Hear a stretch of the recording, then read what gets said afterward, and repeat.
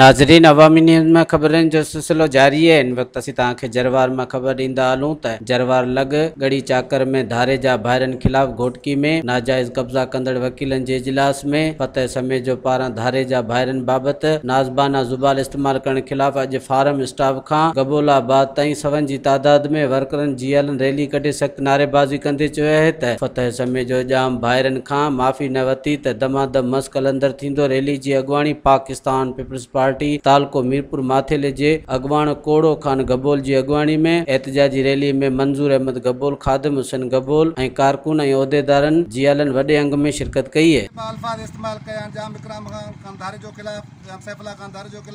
जाम सैफुल्ला खान, जाम इकराम अल्लाह खान धारे जो साहब peoples party जा बहादुर ऐं सचा अॻवान आहिनि।